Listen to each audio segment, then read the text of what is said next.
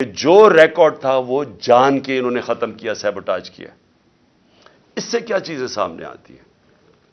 اس سے یہ سامنے آتی ہیں کہ جو میں کہہ رہا تھا کہ جو 3 لوگ اس میں ملوث تھے، یہ آج کنفرم ہے کہ یہ 3 لوگ ہیں، کیونکہ یہ صرف 3 لوگ کروا سکتے تھے۔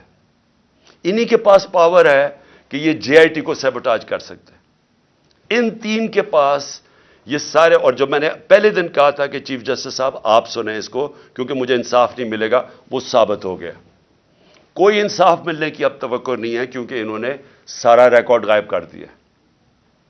اور یہ کیوں کیا؟ کیونکہ ان کو پتا تھا کہ انہوں نے پکڑے جانا ہے اس میں۔ یہ ساری کڑی انہی کی طرف جا رہی تھی۔ اور اس سے یہ ثابت ہوتا ہے کہ جب مجھے عدالتیں بلاتی ہیں کہ جی آپ آ کے اپیرنس کرو، میرا سوال یہ ہے کہ میرے اوپر جب حملہ ہوا تھا تو میں تو اس سے 2 مہینے پہلے کہہ رہا تھا کہ میرے اوپر حملہ ہونے والا ہے۔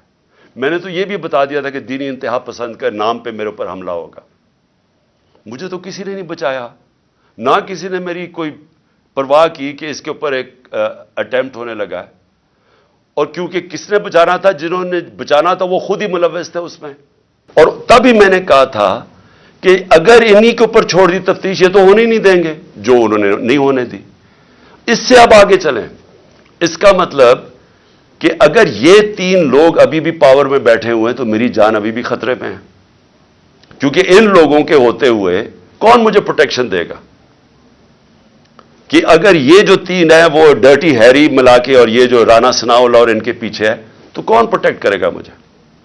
میں جب بھی میں جاؤں گا پبلک میں، ان سے خطرہ تو ان سے ہے، جنہوں نے پروٹیکٹ کرنا وہ ان سے مجھے خطرہ ہے۔ اور یہ ثابت ہو گیا جے آئی ٹی سے۔ میں اگلی بات کرنا چاہتا ہوں بس آخر میں۔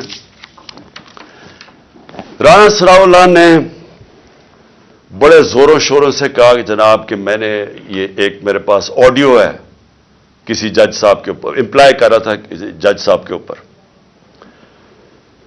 1996 میں جب بے نظیر کی حکومت گرائی گئی تو وہ ذرا ججمنٹ دیکھ لیں جس میں فاروق لغاری نے جب جو گورنمنٹ گرائی تو اس کے اندر ایک سب سے بڑی وجہ کیا تھی کہ بے نظیر گورنمنٹ کو انہوں نے کہا کہ یہ فون ٹیپنگ کرتے ہیں، لوگوں کے فون ٹیپ کرتے ہیں۔ جو صدر نکسن امریکن پریزیڈنٹ، جو بڑا تکڑا پریزیڈنٹ تھا، اس کی گورنمنٹ گری کیونکہ اس کے اوپر یہ ثابت ہو گیا کہ یہ مخالفین کے ٹیلی فون کو ٹیپ کرتا ہے، اس لیے اس کو جانا پڑا۔ تو یہ تو خود ہی انٹیریئر منسٹر نے کہہ دیا ہے کہ ہم فون ٹیپ کرتے ہیں۔ اس کے اوپر ان کی گورنمنٹ جانی چاہیے۔ میں یہ سمجھتا ہوں کہ یہ جو طریقہ کار اس مافیا کا ہے، کیونکہ یہ پولیٹیشنز نہیں ہیں، مافیاز یہ چیزیں کرتے ہیں انصاف سے بچنے کے لیے، بلیک میل کرنے کے لیے۔ میرے اوپر بھی کہا جی میری ٹیپیں میں نے رکھی ہوئی ہیں۔ میں ایز پرائم منسٹر، میں نے عدالت میں بتایا ہوا ہے کہ میری پرائم منسٹر کی سیکیور لائن سے میری مجھے انہوں نے ٹیپس بنائی ہوئی تھی، اور میری سیکیور لائن کے اوپر میرے پرنسپل سیکرٹری سے بات چیت انہوں نے ایجنسیز نے پبلک کر دی۔